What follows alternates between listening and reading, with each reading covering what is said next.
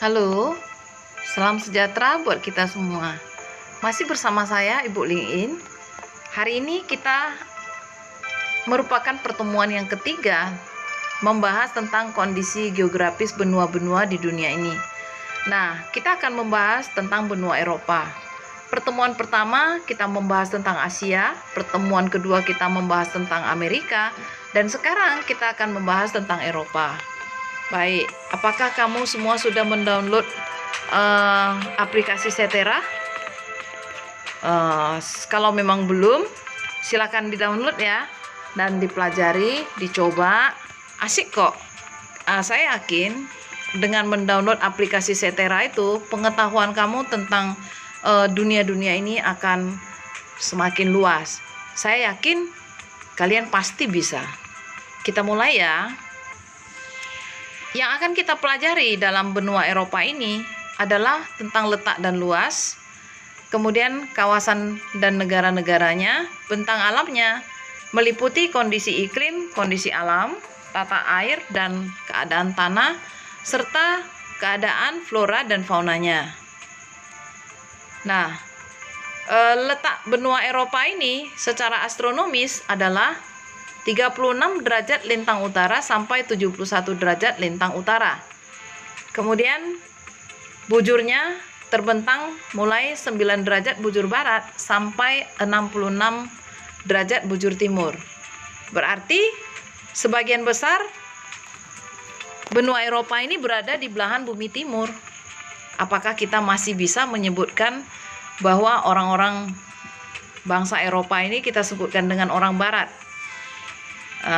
Di sini terjadi itu persepsi manusia, persepsi orang ya tentang istilah orang barat. Kenapa dia disebut dengan orang barat? Kalau menurut saya sih mungkin berdasarkan Amerika yang kita bahas kemarin itu kan semua terletak di belahan bumi barat. Jadi orang-orang Amerika itu disebut dengan orang barat. Nah, kebetulan saja mereka itu punya ciri fisik yang sama dengan orang Eropa, dengan kulit putih dan rambut pirang, hidung mancung. Maka oleh karena itu, begitu melihat orang dengan ciri fisik seperti itu, banyak orang menyebutkannya orang barat. Padahal belum tentu dia memang berasal dari belahan bumi barat kan. Itu selingan saja. Baik, kita akan lanjutkan. Benua Eropa memiliki luas sekitar 10 juta kilometer. Nah, ini luasnya kira-kira 1/4 dari luas benua Amerika. Di sebelah utara, Eropa berbatasan dengan Samudra Arktik. Di sebelah timur, berbatasan dengan Pegunungan Ural. Di sebelah barat, berbatasan dengan Samudra Atlantik. Dan di sebelah selatan berbatasan dengan Pegunungan Kaukasus.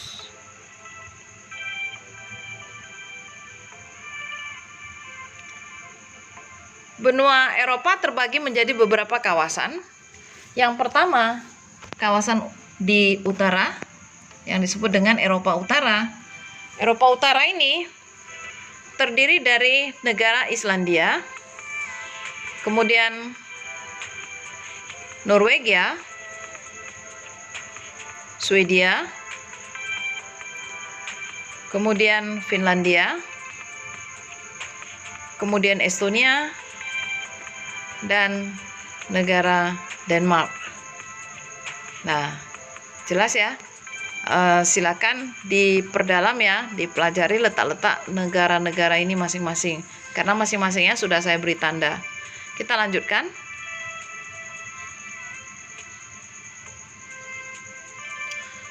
Eropa Barat terdiri dari Irlandia, Inggris, Prancis, Belgia, Belanda, Jerman, Luxembourg, itu yang kecil, kemudian Monaco. Kemudian kita akan membahas tentang kawasan di wilayah Eropa Timur. Nah, Eropa Timur terdiri dari Rusia, Latvia, Lithuania, Belarus, Ukraina, Moldova, dan Georgia.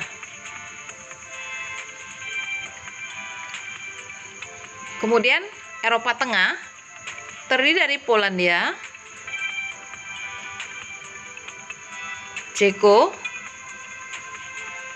Slovakia, Hungaria, Austria, Switzerland, dan sekarang kita akan membahas kawasan dari Eropa Selatan. Terdiri dari Spanyol, Portugal, Italia, Slovenia, Kroasia, Bosnia Herzegovina, Serbia Montenegro, Makedonia, Romania, Bulgaria, Yunani, Malta. Demikian kawasan di Eropa Selatan.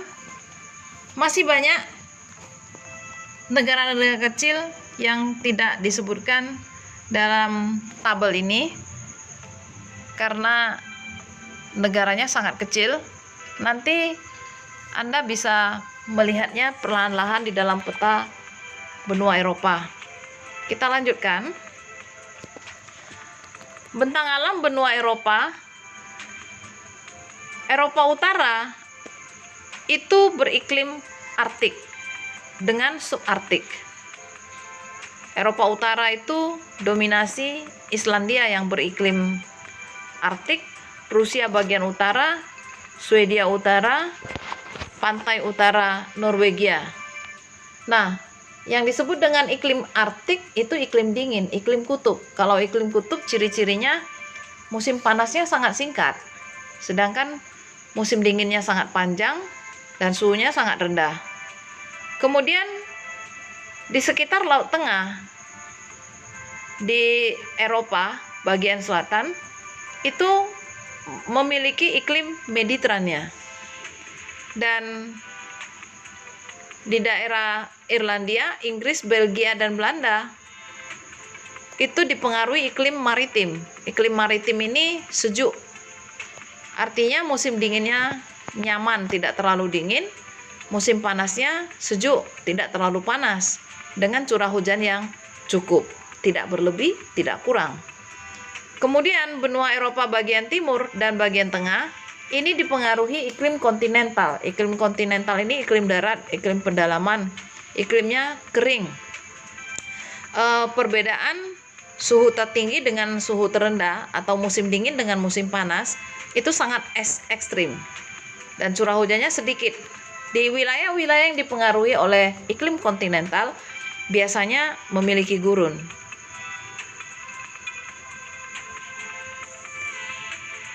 Kemudian kita akan lanjutkan dengan kondisi alam benua Eropa. Eropa itu memiliki garis pantai yang panjang, banyak teluknya dan banyak tanjungnya, terutama di semenanjung Skandinavia. Skandinavia itu Eropa bagian utara ya, yaitu yang Swedia, Norwegia, Finlandia, itu disebut dengan semenanjung Skandinavia. Daerah-daerah itu memiliki pantai yang berbentuk fjord. Pantai fjord itu pantai yang sangat curam karena pantainya telah tererosi oleh gletser. Seperti gambar yang tampak pada layar ini. Itulah pantai fjord yang tebingnya sangat curam, itu diakibatkan karena erosi gletser. Secara geologi, benua Eropa itu terbagi 3 wilayah, yaitu di bagian utara terdiri dari pegunungan tua, contohnya pegunungan Alpen. Kemudian di dataran rendahnya ada di Rusia. Kemudian ada pegunungan lipatan muda di bagian selatan Pusatnya di pegunungan Alpen di Swiss dan Austria. Lipatan pegunungan muda ini kalau dilanjutkan sampai ke Indonesia disebut dengan Sirkum Mediterania. Puncak tertinggi di wilayah ini adalah Mont Blanc.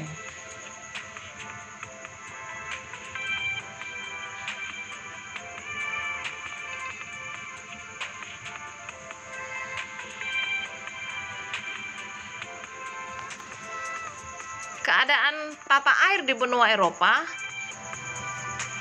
memiliki banyak sungai yang panjang, demikian juga banyak danau yang sangat luas.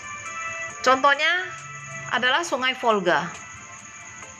Kemudian Sungai Donau. Sungai Donau ini disebut juga Sungai Danube. Sungai Volga tadi terdapat di Rusia, sedangkan Sungai Donau ini di Jerman. Kemudian ada Sungai Don, Sungai Ural, Sungai Dnieper, sedangkan danaunya itu terdiri dari Danau Ladoga, Danau Onega, Danau Venom, Danau Saima, dan Danau Pepsi-Pikra.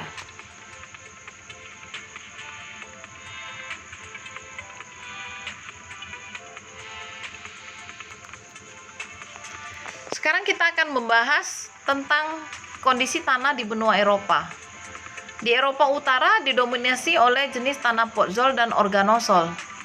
Tanah podzol itu tanah merah kuning, tanah yang sudah tercuci oleh air hujan karena curah hujannya tinggi dan sifatnya kurang begitu subur. Sedangkan tanah organosol itu tanah gambut, tanah yang berasal dari tumbuhan rawa. Kemudian di hampir seluruh Eropa itu memiliki tanah kambisol. Tanah kambisol ini adalah tanah kapur. Sedangkan di Eropa Tengah dan Eropa Selatan itu didominasi oleh jenis tanah aluvial. Tanah aluvial ini adalah tanah yang berasal dari endapan lumpur sungai, sehingga sifatnya subur. Kenapa di Eropa Tengah dengan Eropa Selatan memiliki tanah aluvial? Itu karena daerahnya memiliki banyak sungai.